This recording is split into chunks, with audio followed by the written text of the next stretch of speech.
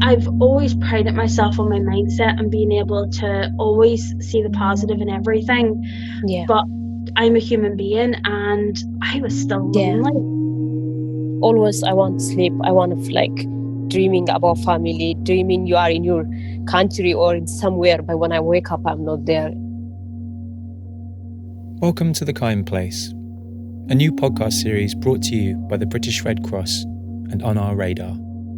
1 in 5 people in the UK say they often or always feel lonely, and 1 in 3 say they have not had a meaningful conversation with someone in the last week. The pandemic is making this worse. In this 6-part series, people experiencing loneliness get together to discuss what it actually means to be lonely, what it feels like, how it comes about, and what they're doing to get through it. In this episode, Tigest and Reb, 2 young women who both know what it's like to be seen as an outsider, meet up online to talk through their experiences and the ways in which technology can help and hinder the lonely. This is the first time they've spoken to each other. Hello. Hello? Hi. Hi, I can't see your video. Yeah. I'm in. Hi. Hi. I'm Reb. I'm Tigist. Whereabouts are you from, Jess? I'm from Eritrea. I'm in Northern Ireland in a wee seaside town. Oh, okay. Yeah. I'm sorry. I'm from Birmingham. I mean. Oh no, you're okay. I know I'm from a different part of Northern Ireland, but I live here now. I always wanted to be close to the sea my whole life. So Yeah. now I love it here. But Okay. how are you finding Birmingham? Almost 3 years now. Really? That's about the time Yeah. I've lived here. Random. Yeah. So we're here today to kind of talk about like loneliness and that sort of thing. Okay. So when have you kind of encountered that in your life? Yeah. I came to England in 2016. It's so hard to come from other country to here for me.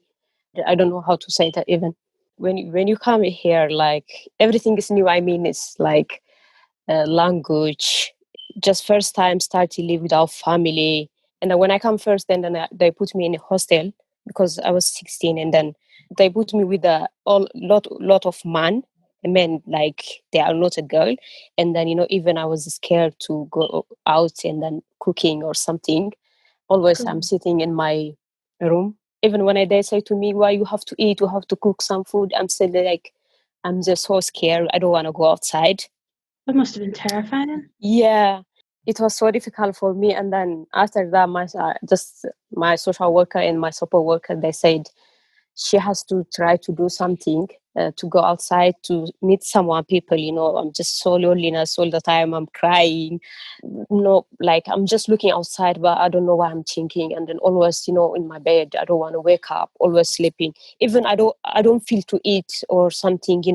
Always I want sleep. I want to dreaming all the time. I'm dreaming when I wake up. I'm not there, but like dreaming about family, dreaming you are in your country or in somewhere, but when I wake up, I'm not there. So I think for me,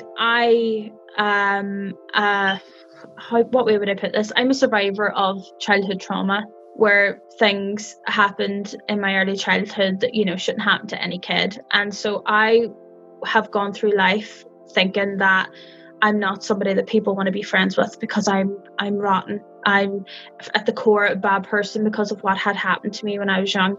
And I carried that throughout my whole time at school, throughout my whole time at uni, and throughout my whole life, to be honest, until recently.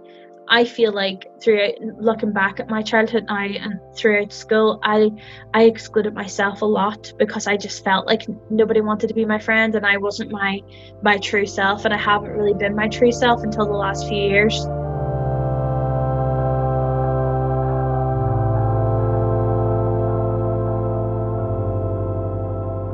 Like my life is start when after I start college, and then I start to go Red Cross. There, I start to do a lot of activity. Like I start to join with Birmingham choir group, and then I was singing. Amazing. Yeah, I started doing a lot of activity. Actually, I do a lot of activity with British Red Cross, like more than I imagined. Like it was Yeah. good. I have kind of a different connection to the Red Cross. Mm. About a year and a half ago now, I needed a wheelchair, and because I was ill for a very long time, and then I developed this whole new problem that meant that I couldn't walk or stand for more than a few minutes, and because I couldn't work I couldn't afford a wheelchair. And the Red Cross loaned me one, and they liberated me during that time. And I spent a good 6 months housebound before then, and I didn't have any friends. The friends that I'd had kind of like fallen away because my lifestyle didn't suit a lot of their lifestyles, or it was just friends that weren't a good fit for me because I only had a little bit of energy every day that I could spend on socializing. I've always prided myself on my mindset and being able to always see the positive in everything. Yeah. But I'm a human being, and I was still lonely. Like, I missed having friends.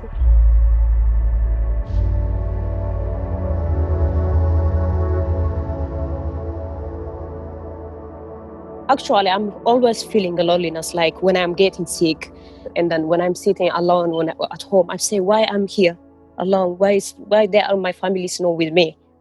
Yeah. Well, like even when I go outside, when I saw someone with a mother or father going together, I said, why I'm not here? Why my mom's not with me? Always I'm getting mad in the loneliness. I don't want to talk to anyone. Even when my friend asked me to come for me at home when I'm sick, they say, I will come for you. I say, no, I don't want anyone to come for me. I'm just getting mad and then sitting alone, then crying sometimes. And then I'm saying, why I'm crying? I'm trying every day to stop myself to not feeling the loneliness and then crying, getting mad. I'm saying, why? I'm still here. I'm living a life. A lot of people, even in the Corona time, a lot of people, they feeling loneliness or they feeling like depressed. But I'm saying, why? A lot of people died, isn't we are alive, still we are alive. What you're saying as well is that we have to take accountability for our emotions. Yeah. And us as human beings, like, we don't like to feel discomfort. So that means loneliness, sadness, depression, anxiety. We don't want to feel that way. So our bodies try to get us to do anything to avoid it. So for me, for example, I know what I do is I scroll on my phone for hours and hours on end, avoiding life. Yeah.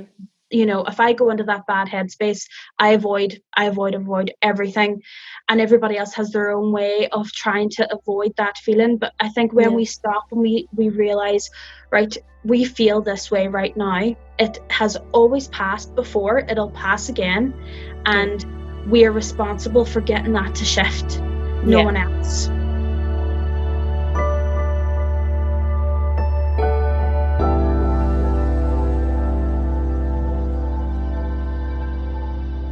What do you hope for in the future? Like, if you're looking forward, what are you looking forward to? Yeah, I want to be a nurse.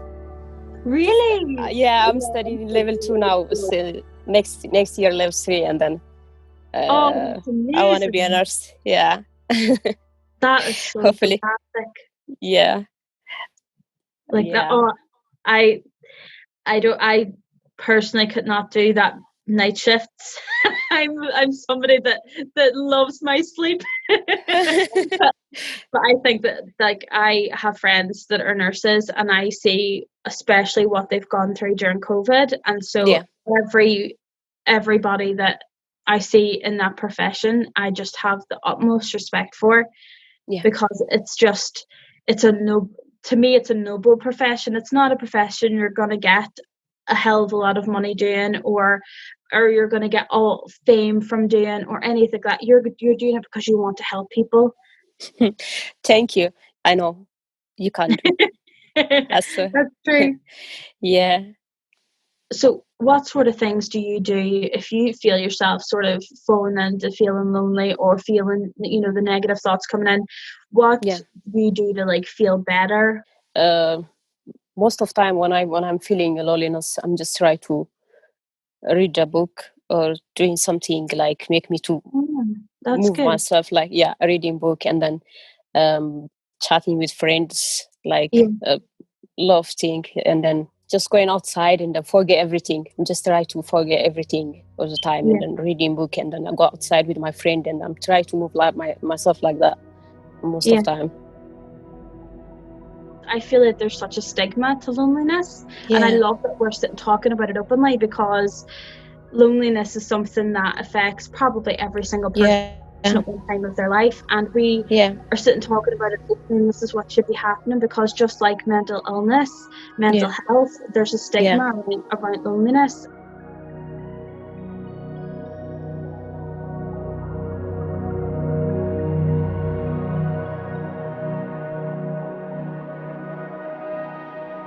At the very, very beginning of my illness, I decided to set up a page on Instagram where I was so desperate to meet people, and I didn't want to tell anybody I was lonely. I didn't want to tell anybody that I wanted to make friends. So I just set up this page in hopes that I would find like people that had been through similar, maybe illnesses or mental health. And it literally allowed me to be able to connect to other people that have been through similar experiences. And so like social media for me has just been, because I was for such a large portion of my illness, I was housebound, it allowed me to connect with people, but nobody really said they were lonely. And I think this is like where you say like, I'm here, I'm alive, I met so many people online that were in so much worse circumstances with their health than I was, and it puts things in perspective.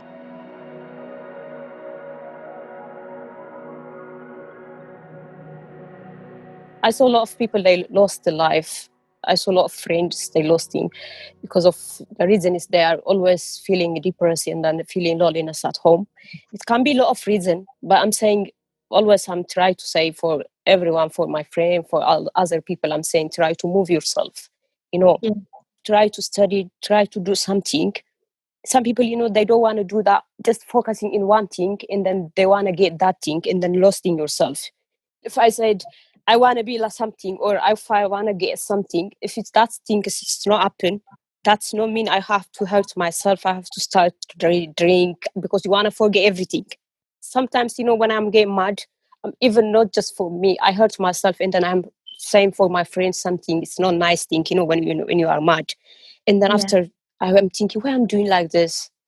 Why I'm mad? Why I'm hurting my friend? I'm saying, then I'm sorry. I don't have to do that, and then I'm backing to be refreshed and then moving myself forward.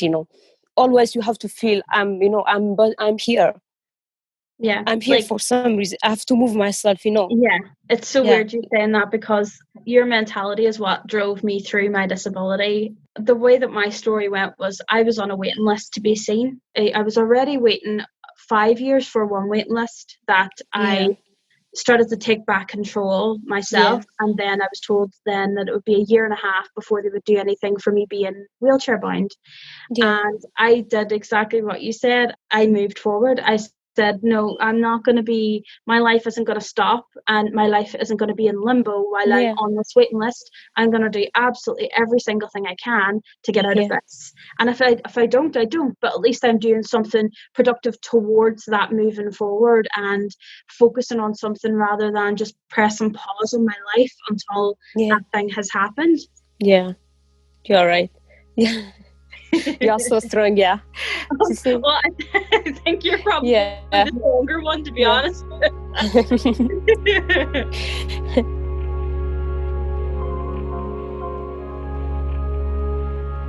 It's so weird. It feels like we have such similar. Yeah, look at you. You are here. You see, you move yourself. You do well. I'm saying. I think when people hearing what you are saying, I think they understand everything.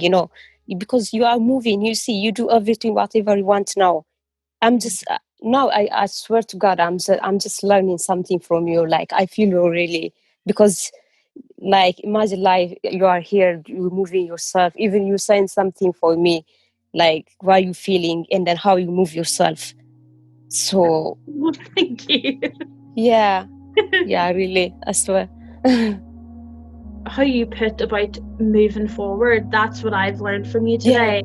Yeah, because me too. I've never put that into words. I've never been able to put into words that I feel like we have different experiences, but we have the same fire that drives us forward.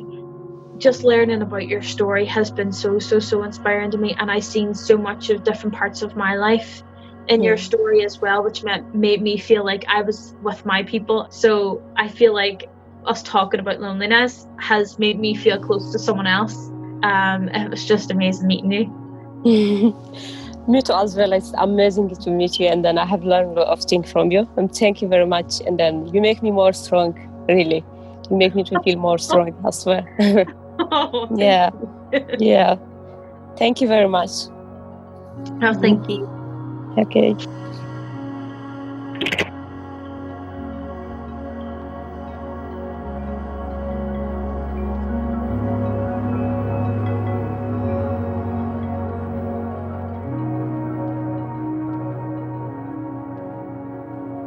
We've set up a loneliness line to hear from people around the country and create conversations that connect. If you would like to get involved, please send us a message in confidence to 07 593 220 510 with your name and number, and we'll get back to you. And be the first to hear future episodes of this podcast. Just search for The Kind Place in your favourite podcast app and click subscribe. This project was funded by DCMS and produced by Paul Miles, Chris Walter, and Pete Norton.